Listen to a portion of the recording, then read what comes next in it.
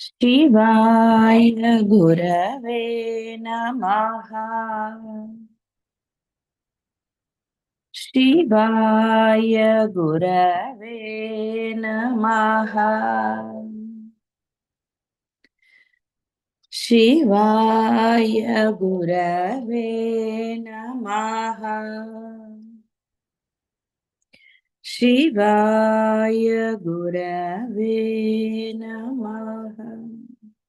ఇహ లోభం నశించాక నిస్సంశయ నిహి సంశయ అంటే ఏమాత్రము కూడా ఎలాంటి సందేహాలు లేనివి. అయితే ఇక్కడ అమ్మ పరంగా కొన్ని వేరేగా చెప్పారు. మామూలుగా అసలు జీవికి ఏం చేయాలి, ఏం మాట్లాడాలి, అసలు ఎన్ని రకాలు చెయ్యొచ్చా, చెయ్యకూడదా, ఇలా అనేక రకాలైన సందేహాలు ఎప్పుడూ ఉంటూనే ఉంటాయి. అయితే ఎప్పుడైతే అమ్మయందు స్థిరభావం కలిగి ఉంటారో మీకింకా ఆ బాధ ఉండదు. సరే, ఇక్కడ ఏం చెప్పారో చూద్దాం. సంశయములు పలు రకాలు. అందులో ముఖ్యమైనవి ఆత్మ అనగా ఏమి? కొందరు దేహమే ఆత్మ అంటారు, కొందరు ఇంద్రియములే ఆత్మ అంటారు, కొందరు మనస్సే అంటారు, కొందరు క్షణికమగు బుద్ధి, ఈ జ్ఞానము, బుద్ధి జ్ఞానం అంటే నేనే చాలా గొప్పవాణ్ణి అనేది ఆత్మ అంటారు. ఆత్మ అంటే ఏమిటి? అతల వితల సుతల తలాతల మహాతల రసాతల పాతాళ లోకములను అను అధోలోకములు, భూలోక భువర్లోక స్వర్గలోక మహర్లోక జనలోక తపోలోక సత్యలోకములను ఊర్ధ్వలోకములు నిజంగా ఉన్నాయా? అక్కడ విశేషాలు. జీవి అంటే ఎవరు? ఎచటి నుండి వచ్చాడు? ఎచటికి పోవుచున్నది ఈ జీవి? మృత్యు అంటే ఏమిటి? పునర్జన్మ కలదా? స్వర్గమోక్షములంటే ఏమిటి? ఇహ నాలుగోది కర్మ అంటే ఏమిటి? అకర్మ జరుగు జరుగుటతోనే సరిపోయినదా? దానికి ఫలములు ప్రతిక్రియలు మొదలగు వాని విషయములు ఏమిటి? ధనధాన్య కాములు, ఇది లాస్ట్ది, పశుకాములు, సంతాన కాములు, విద్యా కాములు, యశ కాములు, సుఖ కాములు, ఇవి పొందుటకు కారణం ఏమిటి?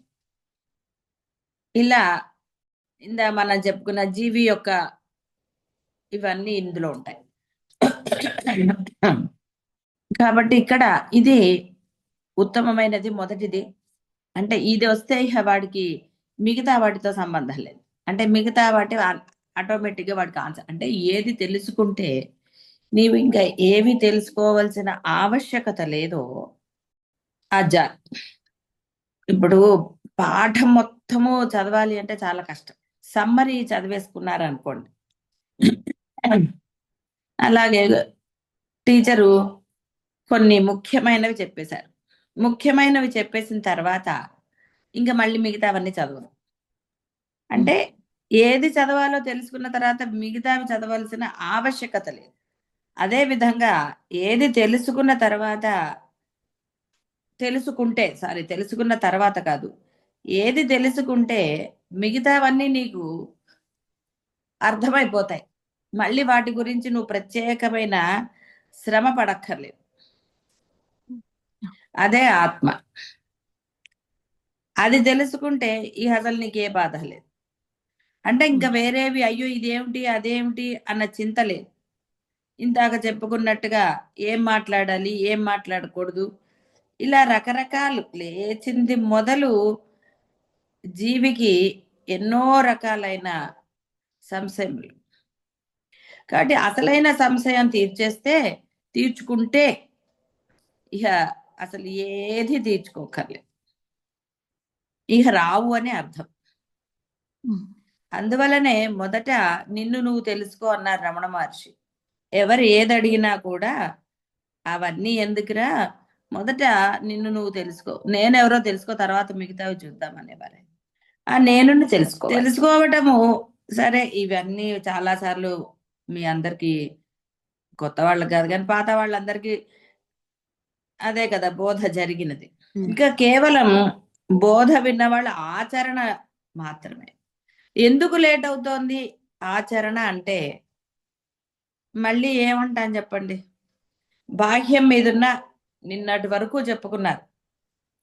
మనకి అమ్మగారు ఈ కామ క్రోధాలు, రాగాలు, కోరికలు ఇక్కడ చివరిలో చెప్పారు. ధనధాన్య కాములు, పశుకాములు, సంతాన కాములు. కాములు అంటే ఆ యొక్క కోరిక ఉన్నవారు అని అర్థం.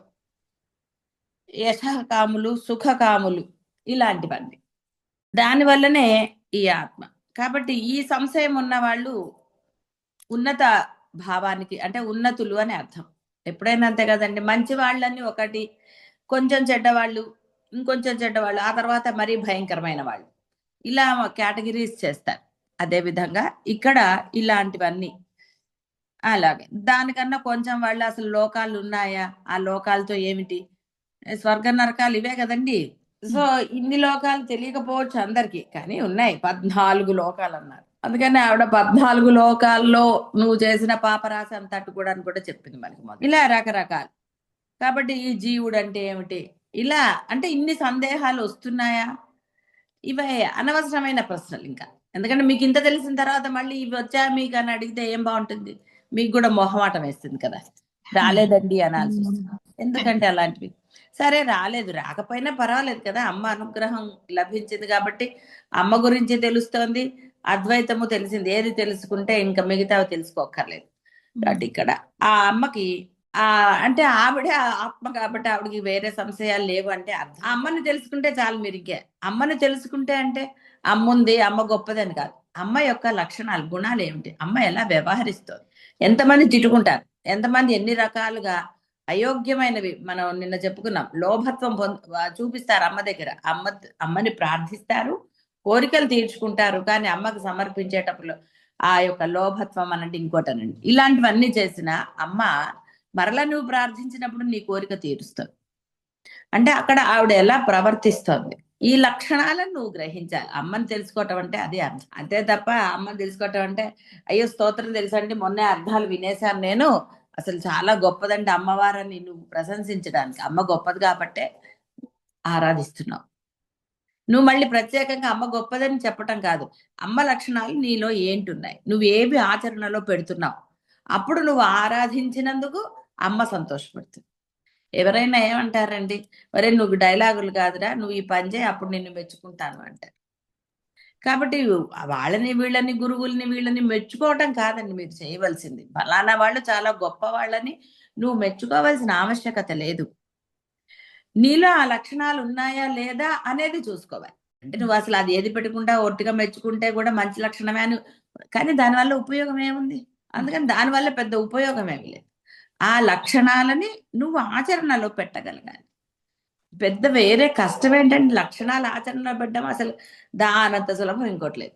లక్షణాలు ఆచరణ పెట్టడం పెద్ద కష్టమా, ఏమీ లేదు. మంచిగా ఉండటానికి కష్టం ఏంటండి, నువ్వు అనుకుంటేగా తప్ప.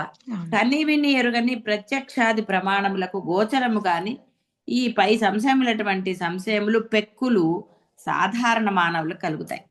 వీటిని సమూలముగాను సయుక్తికముగాను సశాస్త్రీయముగాను నివారించగలి కలదియే అపౌరుషేయమును నిత్యమును స్వత ప్రమాణమునైన వేదము, వేదాంగములు, స్మృతులు, పురాణ ఇతిహాసాది భారతీయ ఆర్షవాంగ్మయం. దీనిని పూర్తిగా సాంప్రదాయానుసారము అధ్యయనం అనర్చి తిరిగి చెప్పగలిగిన విద్వాంసులు దీని జీవమూర్తి స్వరూపులు. వేదమాతయు వేద విద్వత్ స్వరూపిణియు పరమేశ్వరియే కాన నిస్సంశయ. కాబట్టి సాంప్రదాయానుసారం అంటే సాంప్రదాయం అంటే ఇక్కడ ఏదో మడిగట్టుకుని కాదండి. సాంప్రదాయం అంటే ఏంటంటే అందులో ఆ సూక్ష్మాన్ని వాళ్ళు గ్రహించగలిగిన వాళ్లే సాంప్రదాయం. వేదం యొక్క అర్థాన్ని నువ్వు విడిగా గ్రహించి జైమిని మహర్షిలాగా ఏదో నువ్వు ఇది చేస్తే తప్పు, నువ్వు తప్పు చెప్పకూడదు. అందుకనే ప్రవచనములు అంటే ప్రవచనం అంటే ఒకరికి ఒక బోధ చేస్తున్నామంటే అనుభవంతో చెప్పిన వాళ్ళైతే కరెక్ట్ గా చెప్తారు. అనుభవం లేని వాళ్ళు ఏం చెప్తారండి, ఒక ప్రదేశం నువ్వు చూసొస్తే ఆ ప్రదేశం అక్కడ అవన్నీ కూడా నువ్వు చక్కగా చెప్పగలుగుతావు. నేను వెళ్ళినప్పుడు ఇలా ఉంది, అలా తర్వాత మార్పులు చేర్పులు తర్వాత సంగతి. నేను వెళ్ళినప్పుడు ఇలా ఉందండి అని నువ్వు ఘంటాపదంగా చెప్తావు, గట్టిగా చెప్పగలుగుతావు. అదే వెళ్ళలేదనుకోండి, ఎక్కడో చదివాను, ఏమోనండి నాకు మట్టుకు ఏం తెలుసు, ఏదో అక్కడ చదివాను అంతేను అని. అలాగే ఇక్కడ ఈ యొక్క ఆత్మ అనుభవం ఎవరిది, వారిదే కదా. అంటే ఆత్మ అనుభవం పొందిన వారు ఎలా ఉండాలి, ఏవేవి మీరు ఆచరణలో పెట్టుకోవాలి దైనందిన జీవితంలో, ఏది పొందితే ఇంకా మరి ఏది తెలుసుకోవాల్సిన ఆవశ్యకత కూడా లేదు. ఇలాంటివన్నీ కూడా వారైతే ఎటువంటి సంశయం లేకుండా చెప్తారు. ఎందుకంటే వేదాన్ని అర్థం చేసుకున్నారు. అంటే ఆ యొక్క సూక్ష్మాన్ని అర్థం చేసుకోవటం అంటే అర్థం ఇక్కడ వాళ్ళ ఆచరణలో పెట్టారు. ఆచరణ పొంది దాని యొక్క అనుభవం పొందారు. అందుకని ఇక్కడ సాంప్రదాయం అంటే మళ్ళీ ఏదో మడి కట్టుకుని లేకపోతే ఇంకో దగ్గర అలా కాదండి. సాంప్రదాయం అంటే అర్థము వారు దాని యొక్క వేద హృదయాన్ని అర్థం చేసుకున్నవారు, ఆచరణ పెట్టినవారు. ఆచరణ పెట్టిన వాళ్ళకే అనుభవం అండి. కేవలం తెలుసుకున్నంత మాత్రాన ఏమీ ప్రయోజనము లేదు. లడ్డు తీయగా ఉంది అని ఒట్టిగా వాళ్ళు వీళ్ళు చెప్పగా విని ఏమన్నా తీయగా ఉందంటే ఎలా? నువ్వు తిని అనుభూతి పొంది అవునండి నిజంగా బాగుంది అంటే కదా గట్టిగా చెప్పగలుగుతావు. ఎస్ చాలా బాగుంది, నేను తిన్నాను అని అంటారు. నేను చూశాను, నేను విన్నాను, ఇలా రకరకాలు. కాబట్టి ఇక్కడ ఇవన్నీ కూడా సశాస్త్రీయముగా నివారించి గలదియే అపౌరుషేయము నిత్యము. అపౌరుషం అంటే ఎవరో చెప్పలేదండి, అది ఉందంతే. వేదములు ఎవరో చెప్పినవి కాదు, ఎవరో విన్నవి కాదు, ఉన్నాయి అంతే. ఎలాగండి అంటే బ్రహ్మం ఎలా, నీ సృష్టి ఎలా జరిగింది అంతే, అవి కూడా అంతే. కాబట్టి ఆ సృష్టి చేసినది ఎవరో నీకు తెలుసుకోవాలి అంటే సృష్టి చేసిన వాడే చెప్పాలి. ఈ పని ఎలా చేసావంటే చేసిన వాడే చెప్పాలి. కానీ అంటే చెయ్యని వాడు అసలు తెలియని వాడు ఎలా చెప్తాడండి? ఆల్రెడీ ఆ పని చేసిన వాడైతే బహుశా ఇలా చేసి ఉండొచ్చేమో అంటాడు అంతే తప్ప వాడికి గ్యారంటీ లేదు. కాబట్టి అమ్మాయి కాబట్టి సృష్టి చేసింది ఆవిడే కాబట్టి ఆ వేదములు ఏమిటో ఆవిడకే తెలుసు కాబట్టి ఆవిడ చెప్తారు. అయితే అది చదువుకున్నవాడో విన్నవాడో ఎవరైనా సరే, అందుకే గురు పరంపర అన్నారు వేదాన్ని. ఆ గురువులు ఎక్కడి నుంచి వచ్చిందండి? అమ్మవారిదైనా సరే హయగ్రీవుడు అతని నుంచి వరుసగా వచ్చాడు. కాబట్టి దాన్ని అర్థం చేసుకోవాలి. మన ఇష్టం వచ్చిన అర్థాలు చెప్పేసుకుని మనకు అనుకూలంగా ఉన్న అర్థాలు చెప్పేసుకుని ఇప్పుడు మీరందరూ అంటే వేరేగా నా ఉద్దేశం వేరేగా ఏముంటదండి, అన్ని అద్వైతాన్ని కానివ్వండి అమ్మ యొక్క గొప్ప లక్షణాలు కాని వింటారు. ఆచరణ పెట్టినప్పుడు ఏమిటండి ఉపయోగం? ఆరాధన చేయొచ్చు కానీ దానివల్ల ప్రయోజనం ఉంటుందా? బాహ్య ప్రయోజనాలు తీరవచ్చు కానీ దానివల్ల నువ్వు ఆనందం పొందుతున్నావా? అందుకనే మనసా వాచ కర్మణ అమ్మని ఆరాధించమని చెప్పేది. అప్పుడు నీకు తెలియకుండానే నీలోని ఆ యొక్క అసుర లక్షణాలు నశించు. అప్పుడు ఈ యొక్క అనుభూతి అనుభవాన్ని నువ్వు పొందగలవు. ఎక్కడికో వెళ్ళక్కర్లేదండి, ఏ శాస్త్రాలకు ఎక్కడికో వెళ్ళక్కర్లేదు, గూగుల్ సెర్చ్ చేయక్కర్లేదు, ఏది అక్కర్లేదండి. ఇంత గ్రంథాలు చదవక్కర్లేదు, ఇన్ని పుస్తకాలు చదవక్కర్లేదు, ఏది చదవక్కర్లేదు, ఏది కష్టపడక్కర్లేదు. కేవలం నీ మనస్సుని అమ్మ యందు అంటే ఆ పరమాత్మ యందు లగ్నం చేస్తే చాలు, ఏమక్కర్లేదు. ఏమంటే అది కష్టం అయితే శుభ్రంగా ఒరే నువ్వు మంచిగా ఉండు, డూ గుడ్ అంటారు కదా, హియర్ గుడ్ ఏదో ఉంటుంది కదా ఇంగ్లీష్. అంతా మంచిగానే ఉండు, ఎవరి దగ్గర భేదం చూపించకు, నేను అని అనకు, నీ ఐడెంటిటీ చూపించడానికి నువ్వు కంగారు పడకు, హాయిగా ఉండు. నీ సహజ లక్షణం ఏదో ఆయన రమణ వారు చెప్పింది అది. నువ్వు నీలాగా ఉండరా, ఎందుకు వీడిలాగా వాడిలాగా ఇంకోళ్ళలాగా ఎందుకు అలా ఉంటావు? ఉండకు, నీలాగే ఉండు, సహజంగా ఉండు. మేకప్ వేసుకుంటే సహజం అంటారండి. అందుకని మేకప్ వేసుకో. నువ్వేం చేస్తావు? మేకప్ అంటే వేరేగా ఉద్దేశం కాదండి, నీకు అవసరం ఉన్న వాడితో ఒకలాగుంటావు, అవసరం లేని వాడితో ఒకలాగుంటావు. ఇలా నీవేం చేస్తున్నావు? ఒక్కొక్క దగ్గర ఒక్కొక్క వేషం వేస్తున్నావు, అదే ఆ వేషంగా ఉండకు, ఇలా మంచిగా ఉండమని చెప్పటం. కాబట్టి ఎప్పుడైతే అలా ఉంటారో నిస్సంశయాన్ని కూడా సంశయాలన్నీ నశిస్తాయి. అందుకని ముందర అదేదో అది చెయ్యాలి, అది కాకుండానే మిగతావన్నీ చేస్తారు. కాబట్టి ఎన్ని సందేహాలండి, ఎక్కడికన్నా వెళ్ళాలా వద్దా, మళ్ళీ దానికి పర్మిషన్లు, నువ్వు నిర్ణయించుకున్న తర్వాత ఏంటండి, కానీ భయం అక్కడికి వెళ్తే ఏమవుతుందో. అందుకని ఓ మాట అడిగేసేస్తే అమ్మయ్యా నాకేం కాదు, నేను సేఫ్గా వెళ్ళి రావచ్చు అన్న ఒక ధైర్యమా? అదే అవి దానివల్ల ఏమిటండి ప్రయోజనం? ఇక్కడికి వెళ్ళాలా అక్కడికి వెళ్ళాలా, ఇదా? అమ్మని అడగటం కానివ్వండి, ఏదైనా సరే అడగండి. అడగటం అంతే, అమ్మా ఇదిగో ఏం చేస్తావు చెయ్యి, హాయిగా వెళ్ళాలంటే నన్ను తీసుకెళ్ళమా, అక్కర్లేదంటే నాకేం పెద్ద దాని మీద ఇంట్రెస్ట్ లేదు. నిజంగా ఇంట్రెస్ట్ లేకుండానే ఉండాలి. ఇంట్రెస్ట్ ఉంది అనుకోండి అప్పుడు మీరు అలా అడుగుతారు. ఇంకా ఇంట్రెస్ట్ ఉంటే అమ్మాయిని తెలిసినట్టండి, నేను ఎవరో మీకు తెలియదు. కాబట్టి ఆ సంశయం తర్వాత సంశయజ్ఞి వెంటనే వస్తుంది. నీ సంశయాలన్నిటినీ నశింపచేస్తుంది. ఎప్పుడు? మనస వాచ కర్మణ నువ్వు ఆరాధన చేసి. ఏం సందేహం లేదు అసలు. నువ్వు ఎన్ని స్తోత్రాలు చదవక్కర్లేదు చెప్పినా ఏమీ చేయక్కర్లేదండి. నిజంగా అయితే గురువు కూడా అక్కర్లేదని చెప్తా. ఏదో నువ్వు అమ్మను పట్టుకో, ఎలా పట్టుకోవాలో అలా పట్టుకో. గురు మండల రూపిణి ఆవిడే. ఆవిడ నీకు అన్నిటినీ సంశయజ్ఞి, అన్ని రకాల సంశయాలు ఆవిడ తీర్చేస్తుంది. నీ మనసుని అలా మౌల్డ్ చేస్తుంది. నువ్వేం ఆలోచించక్కర్లా. ఏమిటి నెక్స్ట్, వెళ్ళాలా వద్దా, ఈ ఫంక్షన్ వాళ్ళ ఫంక్షన్, ఏమిటి వాళ్ళు ఇలాంటి వాళ్ళ, నీకు అసలు ఏదీ లేదు. హాయిగా ఉండు నువ్వు శుభ్రంగా. ఆ సమయానికి నీ చేత ఏం మాట్లాడించాలి, ఏం చేయించాలి, ఏమిటి అనేది ఆవిడ నిర్ణయిస్తుంది. ఎస్, అనుభవంతో చెప్పాను. అక్కడ అది మంచా చెడా ఇంకోట ఏంటొచ్చింది నీకు అనవసరం అసలు. లోపల లేనప్పుడు ఏదొచ్చినా హాయిగానే ఉంటాం. సంశయజ్ఞి సర్వ సంశయములను పోగొట్టున్నది. విద్యతే హృదయ గ్రంథి జిద్యంతే సర్వ సంశయాః క్షీయంతే చ అస్య కర్మాణి తస్మిన్ దృష్టే పరావరే అనే శృతి ఇందుకు ప్రమాణం. సంశయములన్నిటినీ నివర్తింప చేయగల వేదమునకు మాత యొకట పరమేశ్వరి సంశయజ్ఞి. అన్ని వర్ణముల వారికి కలుగు సర్వ సంశయములను శృతి స్మృత్యానుసారము తృప్తికరముగా పరిహరింపగల మహావేద విద్వాంసుల రూపమున ఉన్నది. కాబట్టి గురువులకి వీళ్ళకి మహావేద విద్వాంసులు అంటే అర్థం అంటే ఆ యొక్క వేదాన్ని చదివి దాని యొక్క అంటే సారాన్ని, రసము సారము వీటన్నిటిని ఆచరణలో పెట్టిన వాళ్ళు. ఆ రూపంలో ఉండేది ఆవిడే. కావున సంశయజ్ఞి అనబడుతుంది.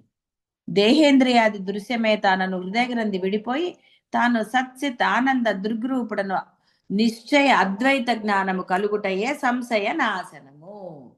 ఏది అవ్వాలి కదా. నేను ఆత్మని, అహం బ్రహ్మాస్మి అనండి, ధైర్యంగా అనగలగాలి. అంతే తప్ప నేను అయిపోయానంటే మీకు మీరు అనుకుంటే సరిపోతుందా? మీ ప్రవర్తన మీకు తెలియదండి. మీలో ఇంకా ఏమైనా ఉన్నాయనుకోండి, అప్పుడు మీరు ఎలా అవుతారండి? మీలో ఇంకా భేదభావాలు ఉన్నాయి కదా, ఆలోచించుకోండి. ఎక్కడ భేదభావం ఉండకూడదు అక్కడ కూడా ఉందనుకోండి. చెప్పుకున్నాం కదా మొన్నంత గురువుల గురించి వాటి గురించి. అంటే ఎక్కడ నీకు ఉండకూడదో అక్కడ నీకు ఇంకా భేదం ఉన్నప్పుడు నువ్వు అహం బ్రహ్మాస్మి ఎలా పొందినట్టండి? ఆలోచించుకోండి. నేనే మిమ్మల్ని అంటలేదు. మీ యొక్క ఇది మీరు సవరించుకోండి. సవరించుకుంటే మీకు మోక్షం. తింటే ఉంటాను అంటే అనవసరంగా సమయం వృధా అయిపోవట్లే. మళ్ళీ జన్మలు వస్తాయి. మళ్ళీ మీరు చేసిన వాటన్నిటిని, మీ పాపాలు మీ పుణ్యాలన్నీ లెక్క కట్టడండి అనవసరంగా. ఒక చిన్న భేదభావం మీలో పెట్టుకున్నారు అనుకోండి, ఆ భేదభావం మిమ్మల్ని మళ్ళీ జన్మల్లోకి పడేస్తుంది కదా అని హెచ్చరించటం. కాబట్టి అభేదంగా ఉండండి. అందుకని ఏమంటారు, ఎక్కడ ఎలా ఉండాలో అలా ఉండకుండా ఇప్పుడు గుడికి వెళ్ళి అక్కడికి వెళ్ళి మీరు ఏమిటండి ఏదో ఒకటి, నేను ఇక్కడ ధర్మకర్తని, లేకపోతే నేను ఇక్కడ ఇది, నేను భక్తుడిని, ఇవా మీరు అక్కడ ఎంత పాపం వస్తుందని చెప్పుకున్నాం కదా. అదే అక్కడికి వెళ్ళారు, అక్కడ కనీసం అంటే అర్థం ఏంటి, ఎక్కడ నువ్వు ఎలా ఉండాలో అలా ఉంటే, అంటే గుడికి వెళ్ళావు భక్తుడిగానే ఉంటే ఆవిడ నీ ఎన్నో కర్మలను నశింపజేస్తుంది. అక్కడికి వెళ్ళి కూడా నువ్వు నేను ఫలానా ఇది అది అని అనుకుంటే, నీ అధికారాన్ని చూపించుకుంటే, లోభత్వం ఇవన్నీ అవే కదా. అందుకని గుడికి వెళ్ళినప్పుడు నువ్వు ఆరాధించేటప్పుడు, అందుకనే కనీసం నిన్న ఇప్పుడు వచ్చింది కదా, ఆ ఆరాధన సమయం అందన్నా నువ్వు నీ మనసుని అక్కడ లగ్నం చేస్తే, ఇంట్లో అయినా సరే ఆ దేవుడి గదిలోకి వెళ్ళారనుకోండి, దేవుడిది చదువుతున్నప్పుడైనా నీలో ఈ కోపాలు, ఎవరన్నా బయట చప్పుళ్ళు చేసినా, ఎవరన్నా పిలిచారనుకోండి, నువ్వు సహనంగా ఉండలేనప్పుడు ఇంకెందుకంటే నువ్వు అవి చదవటం. అక్కడ ఎదురుగుండా, నీ ఎదురుగుండా ఎవరున్నారు? అమ్మ కూర్చున్నది. నువ్వు ఆరాధించే దైవం ఉంది. దైవం ముందర నువ్వు ఎలా ప్రదర్శిస్తావండి అహంకారాన్ని, నేను అన్న భావనని? అది అందుకని అన్నారు అట్లీస్ట్ ఆ సమయంలోనైనా. కాబట్టి కొంచెం బాహ్యంలో బాగా అర్థం కావాలంటే ఒక గుడికి వెళ్ళావు, ఒక క్షేత్రానికి వెళ్ళావు, అక్కడ ఎలా ఉండాలో అలా ఉండు. ఓకే, నీ కొన్ని ప్రోటోకాల్స్ ఉండొచ్చు, కొన్ని ఇది చేసుకోవచ్చు సులభంగా, కరెక్టే. కానీ గుడి ప్రాంగణంలోకి ఎంటర్ అయ్యాక వేరే వాళ్ళ నమస్కారాలు స్వీకరించటం కానీ, నేను అన్న ఇది కానీ, నీ మనస్సంతా ఆ యొక్క దైవం అందే లగ్నం అయి ఉంటే వేరే చెప్పక్కర్లేదు. అంటే ఎక్కడ ఎలా ఉండాలో అలా నీకు తెలియనప్పుడు ఇంకా నీకు ఎలాగండి, ఎలా మోక్షం లభిస్తుంది, అద్వైతం ఎలా సిద్ధిస్తుంది? పరమేశ్వరి నిస్సంశయ సంశయజ్ఞి. నువ్వు ఇలా ఉంటే ఆవిడ అవన్నీ చేస్తుంది. నీకు కష్టం లేదండి, ఎంత హాయ్ అండి. ఎక్కడ ఎలా ఉండాలో తెలిసిపోయిన తర్వాత ఇంకే గొడవ లేదు. ట్రైనింగ్ అక్కర్లేదండి.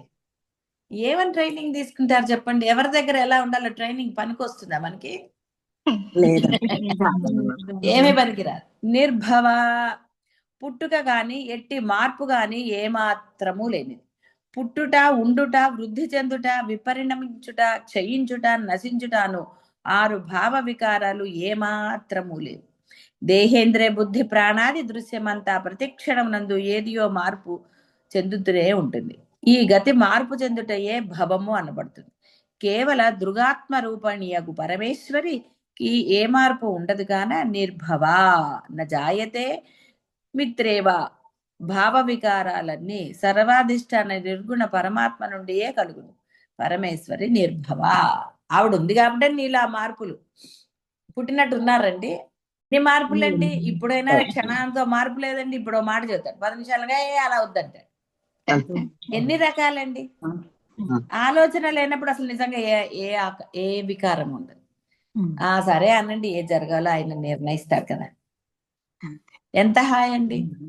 ఏం జరగాలో వాళ్ళు నిర్ణయించినప్పుడు నీకెంత ఆనందం. గొడవే లేదు అసలు. కంగారు ఈ లోపల.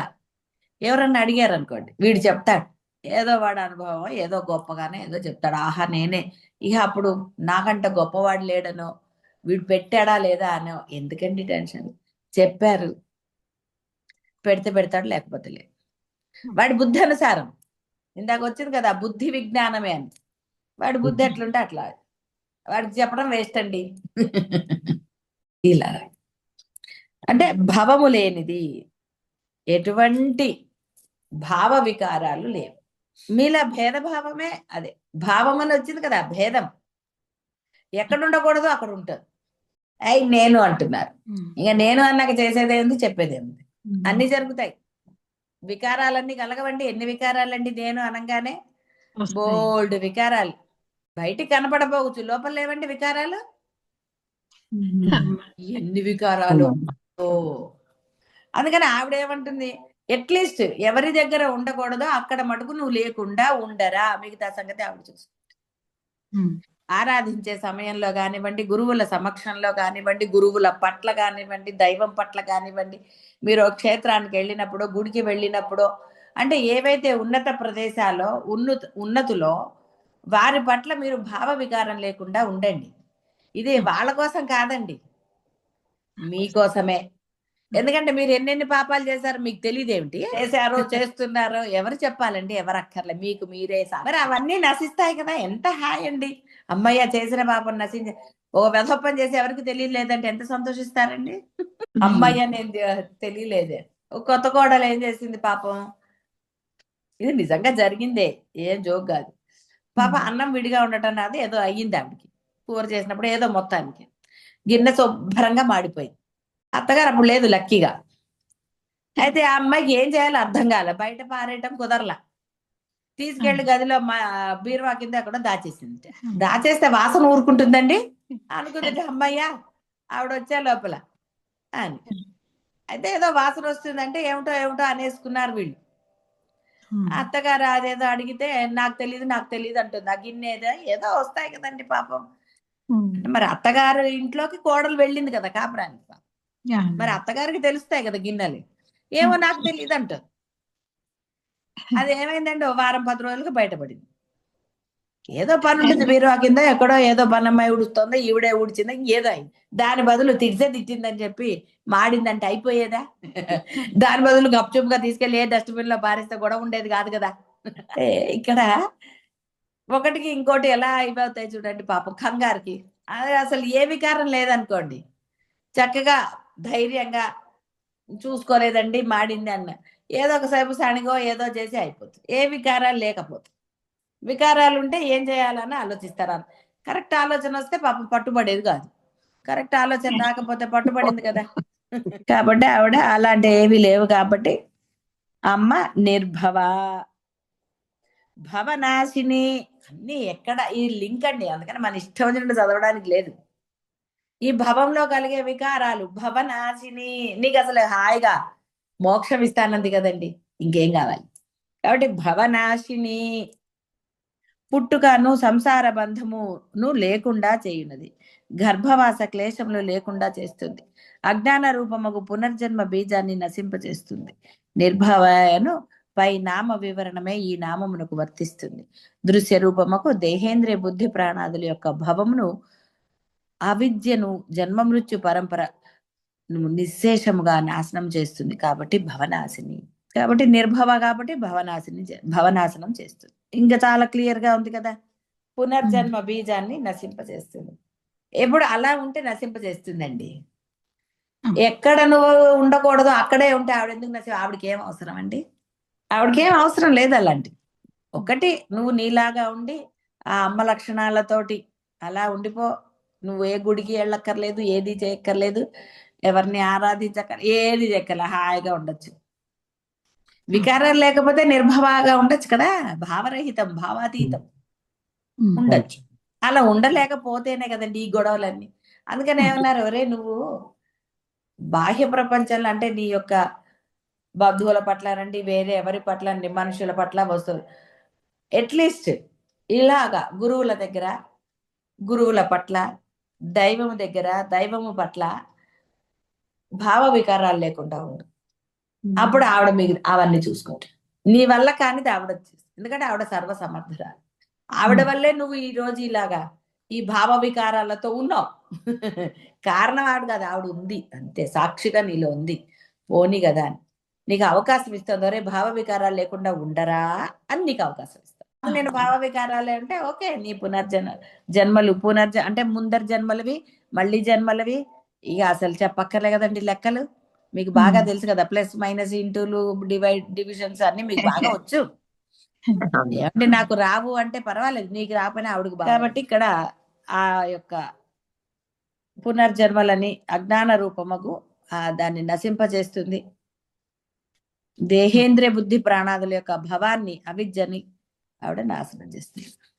భవనాశిని అనే పేరు గల ఒక నది కూడా ఉందిట. గంగా మహానదికి భవనాశ మహిమ కలది అనబడుట భవనాశిని. అయితే ఇక్కడ గంగా నదికి నిజంగా నేను స్నానం చేస్తాను, కానీ ఎలా చెయ్యాలి స్నానం తెలుసుకుని చెయ్యాలి నదుల్లో. అంతేగాని ఏదో వెళ్ళామండి బుడింగిన మునిగేసామండి అని కాదు. మీ అందరికి కూడా నేను చాలాసార్లు చెప్పటం జరిగింది ఎలా చెయ్యాలి ఒక నదిలో స్నానం చేస్తే. అలా చేస్తే జలుబు దగ్గులుగా అసలు ఏది రాదండి, నశిస్తాయి అన్ని, డెఫినెట్ గా నశిస్తుంది. అందులో ఏం సందేహం లేదండి. అలా పరమాత్మ నిన్నెలా సృష్టి చేశాడో నదులను కూడా వాళ్ళు సృష్టి చేసినదే. వాటికి ఆ మహిమ ఇచ్చింది కూడా ఆ యొక్క దైవమే, పరబ్రహ్మమే. కానీ నువ్వు నదిలో ఎలాగా నదిలో స్నానం చేస్తారు? Please, I'm sorry to interrupt. ఒక నదిలో స్నానం చేయాలి అన్నప్పుడు ముందుగానే మీరు ఎక్కడుంటున్నారో అక్కడ స్నానం చేయాలి. శుభ్రమైన వస్త్రాలు ధరించి, ఎటువంటి షాంపూలు కానీ ఏవి వాడరాదు. నదికి దగ్గరికి వెళ్ళిన తర్వాత సరే సంకల్పం చెప్పాలని రూల్ ఏం లేదు, ఆ యొక్క నదికి ముందర నమస్కారం చేసుకోవాలి. కాళ్ళు నదిలో పెట్టక ముందరే నమస్కారం చేసుకుని ఆ యొక్క నీటిని శిరస్సుమై చల్లుకుని ఆ అమ్మవారికి నమస్కారం చేసుకుని అప్పుడు నదిలో దిగి మీరు చెంబుతో అయినా సరే పోసుకోవచ్చు. 3 సార్లు మునగాలని భయం ఉన్న వాళ్ళు మునగవలసిన ఆవశ్యకత లేదు. కేవలం ఒక చెంబుతోట పక్క వాళ్ళు ఎవరైనా నెత్తి మీద పోసినా చాలు. ఒకవేళ మాకు కుదరదండి, నెత్తి మీద స్నానం చేస్తే కుదరదు అన్నప్పుడు కూడా అది ఏమి రూలు కాదు. కానీ అసలైనది ముందే స్నానం చేసి ఉతికిన వస్త్రములతోటి వెళ్ళి నమస్కరించుకుని ఆ మనసులో మీకు కావాల్సిన సంకల్పము చెప్పుకోవచ్చు, లేకపోయినా నష్టమే లేదు. ఆ నదీమ తల్లికి అమ్మ నన్ను అనుగ్రహించు తల్లి అని చెప్పుకుని వెళ్ళటమే. అప్పుడు జలుబులు రావు, దగ్గులు రావు. అసలు అక్కడ ఎంత చెత్తున్నా సరే మీకు ఏమీ అవ్వదండి, గ్యారంటీ, అనుభవంతోనే చెప్తున్నాను. మీరు ఈ విధంగా స్నానం ఆచరించండి. చెప్పాను కదా, అప్పుడు గంగా నదిలో పడిపోతుంటే రక్షించలేదండి, ఆయన రక్షిస్తాను. అందుకని ఎట్టి పరిస్థితుల్లో సబ్బులు కానీ ఏవి వాడరాదండి. బట్టలు అక్కడ జాడించటం కానీ ఇది చాలా ముఖ్యమని. స్నానం చేసి యువతలకి రాగానే శుభ్రంగా బట్టలు మార్చేసుకుని మళ్ళీ తడి బట్టలు తీసుకెళ్ళి నదిలో ఇది చేస్తారు, చాలా దోషం అండి. నది అంటే తల్లితో సమానం, మరి తల్లికి అలా చేయగలరండి? తెలియనప్పుడు తల్లి మీవన్నీ శుభ్రం చేస్తుంది. తెలిసా కూడా తల్లి ఒడిలో ఎవరన్నా మూత్ర విసర్జన లాంటివి చేస్తారా? చేయకూడదు. ఇది కూడా చాలా ముఖ్యమైన విషయం. నదిలోకి వెళ్ళినప్పుడు అందుకే కాలకృత్యాలన్నీ తీర్చుకుని స్నానం చేసి పరిశుభ్రంగా వెళ్ళాలి. ఆ నమస్కారం చేసుకుని అలా వెళ్ళాలి. కాబట్టి ముక్కు మూసుకుని మునగటం కానీ, నెత్తి మీద పోసుకోవటం కానీ, మీ యొక్క శరీరం సహకరించినప్పుడు, మీకు భయాలు ఉన్నప్పుడు చేయవలసిన ఆవశ్యకత లేదు. ఈ విధంగా ఆచరిస్తే అది ఆచరించిన దానికి ఫలితంగా మీ యొక్క కొన్ని కర్మలని ఆవిడ డెఫినెట్ గా తీసేస్తుంది. అమ్మ ఒడి అది. ఆ నది అంటే అమ్మ ఒళ్ళో కూర్చోబెట్టుకుని స్నానం పోసి చూడండి. ఇప్పుడంటే బాతు టబ్బులు ఎన్నో వచ్చాయి. అప్పుడు కాళ్ళ మీదే కదండి ఒడంటే పెట్టుకునే స్నానం పోసేవాళ్ళు అమ్మమ్మలు. ఇప్పుడంటే పోయడానికి వేరే వాళ్ళు దొరుకుతున్నారు. అప్పుడు అమ్మమ్మలు, బామ్మలు, అమ్మలే పోసుకునేవారు పిల్లలకి. అంటే అమ్మ ఒడిలో నువ్వు ఇచ్చేస్తున్నావు. కాబట్టి అలా పవిత్ర భావనతో కనుక మీరు ఆచరిస్తే అది అసలైనది. క్షేత్రంలో ఉన్నప్పుడు కూడా ఎప్పుడు కూడా ఆ క్షేత్రంలో ఉన్నప్పుడు ఏ దైవాన్ని దర్శించడానికి వెళ్ళారో ఆ దైవాన్నే స్మరించక్కర్లా. మీరు ఆరాధ్య దైవాన్ని స్మరిస్తూ అక్కడ మీరు ఆడంబరాలకి వాటికి ప్రాధాన్యత ఇవ్వకుండా ఉన్న సమయం అంతా వీలైతే చెప్పులు లేకుండా, కాశీలో ముఖ్యంగా అంటారు, ఎందుకంటే అది శివుడి ఒడి అంటారు. అంటే ఆ దైవ ధ్యానంలోనే ఉండాలి. అంతేగాని షాపింగ్లు ఏం చేద్దాం చెయ్యొద్దు అని అనటం లేదు. కానీ నీ మనసు ఇక్కడ ఉన్నప్పుడు నీకు ఏది కావాలో ఏది ఇప్పించాలో ఆవిడ చూస్తుంది. కానీ నీ మనస్సు అంతా నువ్వు ఎప్పుడైతే సంకల్పం చేసావో ఒక క్షేత్రానికి వెళ్ళాలి అని నువ్వు అనుకుని చేస్తున్నావో ఆ క్షణమే మొదట దైవానికి నమస్కరించుకుని, అమ్మ ఈ యొక్క సంకల్పం కలిగినది కాబట్టి నువ్వు అనుగ్రహించు తల్లి, నీ ఇష్టం అని అంటే గనక అప్పుడు సర్వము ఆవిడ నీకు ఎటువంటి ఇబ్బంది కలగకుండా ఏది లేకుండా నీకు అన్ని అరేంజ్ చేస్తుంది. అంతే తప్ప మనము ఎంతసేపు బాహ్యమైన ఆడంబరాలకి వెళుతూ వాటి మీద ప్రాముఖ్యత చేస్తే అది క్షేత్ర దర్శనం అవ్వదండి. మనస్సు నిర్మలంగా ఉండాలి. అక్కడ ఈ ప్రాపంచిక విషయాల గురించో వాళ్ళ గురించో ఇలాంటివి ఏవి చేయరాదు. ప్రయత్నపూర్వకంగా అయినా చేయరాదు. ఎస్, మీరు చేసుకోండి షాపింగ్, అనుకోండి, తప్పేం లేదు. సరే అవి కొనుక్కుందాం, అక్కడ దొరుకుతాయి కదా అని ఒక మాట అనుకోవటం లేదు. దానికి తగ్గట్టుగా మీరేవో బ్యాగులో లేకపోతే డబ్బులో తీసుకెళ్ళటం ఇట్స్ ఓకే. కానీ దాని మీదే మనసు లగ్నం అయి ఉండరాదు. కనుక్కోవాలి ఎలాగని. అప్పుడు ఎవరో ఒకళ్ళు మీకు సహాయం చేస్తారు. అక్కడ ఏదో జరుగుతుందండి, ది బెస్ట్ జరుగుతుంది. నీ మనస్సు మటుకు అలా ఉండాలి. నువ్వు ఇంట్లో ఆ యొక్క ప్రయాణ సంకల్పం చేసింది మొదలు మరలా ఇంటికి చేరే వరకు గనక నువ్వు అలా ఉండితే అదే అసలైన క్షేత్ర దర్శనము. ఇక అసలు చెప్పక్కర్లే, మీరు ఎంత ఆనందాన్ని పొందుతారు. ఎక్కడ మీకు ఒక వేరే నష్టము కానీ, బాధ కానీ, శారీరకంగా కానీ, బాహ్యంలో కానీ జరగదండి, గ్యారెంటీ ఇస్తాను. డెఫినెట్ గా ఇలా జరుగుతుంది. ఇలా చేయాలి. క్షేత్ర దర్శనం కానివ్వండి, రోజువారీ ఇంట్లో కూడా గుడికి వెళ్దాం అనుకున్నప్పుడు హాయిగా ఆ గుడి ప్రయాణం మొదలెట్టినప్పటి నుంచి చక్కగా నామస్మరణ చేస్తూ గుడికి వెళ్ళి నామస్మరణ, ఎవరన్నా కనపడచ్చు బాగున్నారంటే చాలా, నేను మాట్లాడినండి గుళ్ళో ఈ విషయాలంటే ఎవరు మిమ్మల్ని కొట్టరు. ఏదో చేసి సరే అక్కడ వ్యవహారాలు చూడాలి అంటే అప్పుడు అది వేరే. అంతే తప్ప ఇలా ఎప్పుడైతే మీరు ఆ భగవంతుడి యొక్క సాన్నిధ్యంలో మీ ఇంటి దగ్గర గుడికి వెళ్ళినా, అలాగే దేవుడి గదిలో కూర్చుని ఫోన్లు మాట్లాడుకోకూడదు. ఎక్కడ లేని విషయాలన్నీ దేవుడి గదిలో కూర్చుని మాట్లాడుకో. నువ్వు దేవుడి గదిలోకి ఎంటర్ అయ్యావు అంటే బాహ్యాన్ని వదిలేసావు. ఎందుకు గది పెట్టారండి?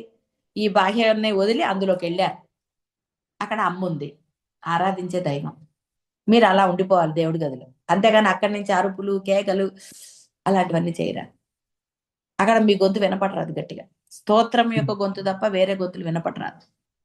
అలా ఉండండి, చూడండి. కాబట్టి ఎక్కడ ఏది ఎలా చేయాలో అలా చేస్తే భవనాశిని. ఓకేనా భారతి గారు? భవనాశిని మూలాది బ్రహ్మరద్ర పర్యంతము మెరుపు తీగ వలె ప్రకాశించు మహా త్రిపుర సుందరిని సంసార దుఃఖమును పోగొట్ట ప్రార్థిస్తున్నాను అన్నారు. తెలుసు కదా, కింద మనం చక్రాలు చెప్పుకున్నారు కదా, అక్కడి నుంచి అక్కడ మెరుపు తీగల ఆవిడ ఉంది కాబట్టి ఆవిడ ప్రార్థిస్తున్నాను అన్నారు. మూలాది బిల పర్యంతం మహా త్రిపుర సుందరి యాతనుస్తే తటి ప్రఖ్యాతం భజే భవనాశిని అంటే అమ్మను అందుకని ప్రార్థిస్తున్నాను అని అంటున్నారు. సంసార దుఃఖాన్ని సంసార దుఃఖం అంటే ఇప్పుడు మీరు అనుభవించారు. సంసార దుఃఖం అంటే మరలా జన్మ లేకుండా అని అర్థాలండి. మామూలు అర్థం ఏం చేసేస్తారు, ఇప్పుడు నేను అనుభవించే ఈ యొక్క ఇవి అంటారు. కాదు, సంసారం అంటే నీకు జన్మ లేకుండా ప్రార్థన చేస్తున్నావు. ఆవిడకి ఆ అర్థం తెలుసండి, ఆవిడ అదే చేస్తుంది మీకు. నువ్వు కనుక నిజంగా ప్రార్థన చేస్తే మనసా వాచా కర్మణ నీకు అది చేస్తుంది. మరలా సంసార దుఃఖం పొందేటైతే ఆవిడకి ఎందుకండి ప్రార్థన చేయడం అనవసరంగా, పాపం ఆవిడ అలే చేస్తుంది. ఆవిడేం మామూలు అర్థాలు తీసుకోదండి. ఆవిడ ఎంత సమర్థురాలంటే, నువ్వు మామూలుగా అమ్మా రక్షించమ్మా అంటే నిన్ను ఈ ఆపద నుంచి రక్షిస్తుంది, రాబోయే ఆపదల నుంచి అసలు రాకుండా నువ్వు చూస్తుంది. ఎక్కడైనా సరే నీ మనస్సు ఎలా ఉన్నది అన్నదే ప్రాధాన్యత. నువ్వు ఎలా ఉంటున్నావు, నీ వ్యవహారం ఏమిటి, అంతకుముందు ఎలా చేసావు అన్నది కూడా ఆవిడ పెద్ద పట్టించుకోదండి. తెలిసిన తర్వాత ఎలా ఉంటున్నావు, ఎలా ప్రార్థన చేస్తున్నావు, నీ వ్యవహారం ఎలా ఉంది. ఆవిడ పాపం వేరే భూతకాలాన్ని చూడదండి. పాపం ఆవిడ భూతం కాదు కాబట్టి ఆవిడ చూడదు. చక్కగా భవిష్యత్ వర్తమానం చూస్తుంది. ఇప్పుడు ఎలా ఉన్నావో చూస్తుంది. శుక్లపక్ష నవమి సరే, ఇక్కడ ఇవి అక్కర్లేదు.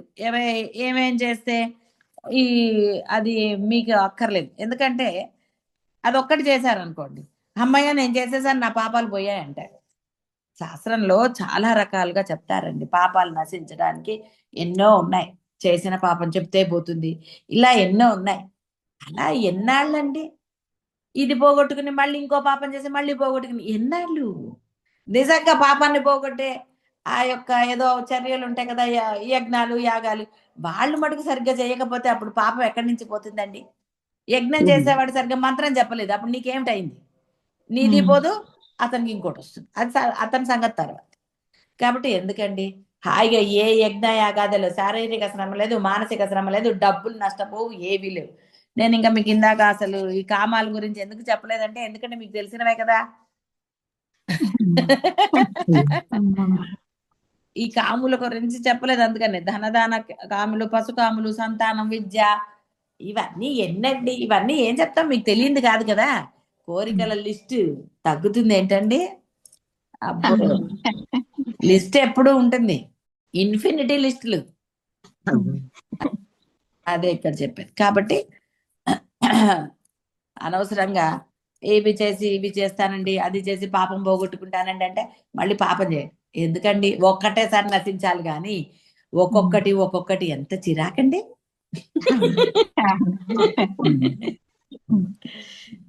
అందుకని చక్కగా ఆ అమ్మని ఎలా ప్రార్థించాలో తెలిసింది, అలా ప్రార్థించండి. ఇలా ప్రార్థించారనుకోండి, అసలు ఎక్కడికో క్షేత్రాలకు వెళ్ళాలి, నదిలో స్నానాలు చేయాలి, ఇవన్నీ కూడా అక్కర్లేదు, ఏమీ అక్కర్లేదు. ఇంకా కొన్ని రహస్యాలు, ఇంకా సమయం అయిపోయింది కాబట్టి, అంటే భావంతో ఎలా చేయాలో భావనా గమ్య అన్నప్పుడు చెప్పుకుందాంలేండి, ముందే ఎందుకు. సరే, కాబట్టి ఆ విధంగా చక్కగా మనసా వాచా కర్మని అమ్మని ఆరాధించి భావాతీతులై పరమానందాన్ని పొందండి, జన్మ రాహిత్యాన్ని పొందండి. సంసార దుఃఖము అంటే జన్మ రాహిత్యం. శుభం భూయాత్.